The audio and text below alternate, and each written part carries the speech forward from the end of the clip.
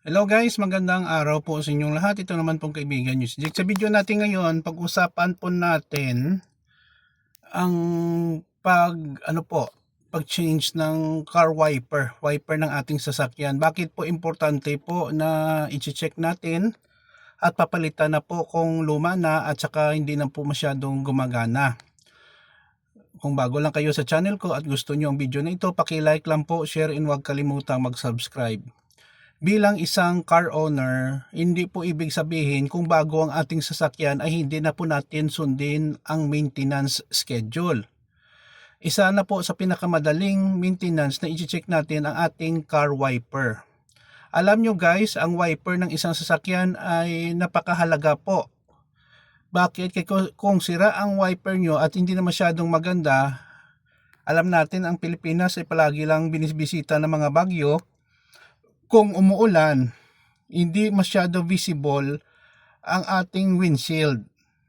Kung hindi masyado visible at hindi clear, madali po tayo ma-distract or magkaroon po tayo ng aksidente.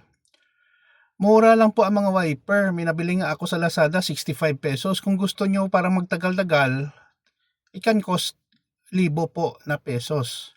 At madali lang po siyang ikabit. Okay, may mga tutorial naman sa YouTube kung wala kayong alam. Ako sa YouTube lang ako nanonood kung paano magpalit ng wiper. Along the way guys, as we learn and get some experience sa pagpalit ng mga wiper at basic maintenance ng ating sasakyan, mapanatili nating maayos ang ating pagmaneho at paggamit ng ating sasakyan. Makaiwas po tayo sa malaking gastusin at aksidente at disgrasya. Huwag po nating hintayin na madisgrasya tayo bago po tayo magpalit ng wiper ng ating sasakyan. Una-una guys, hindi natin alam sa ngayon ang ating panahon. Apektado po tayo ng climate change, and then for example, ngayon umiinit. After several hours, umuulan. Kung ang wiper mo hindi maganda, hindi mo makikita ang mag-drive ka ang unahan ng mga sasakyan, no? So, ang aksidente guys, hindi naman yun kagustuhan ng lahat.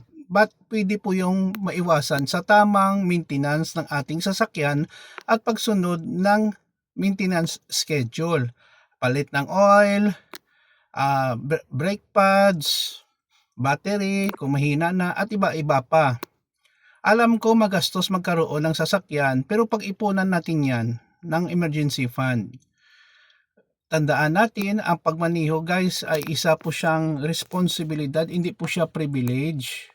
Okay?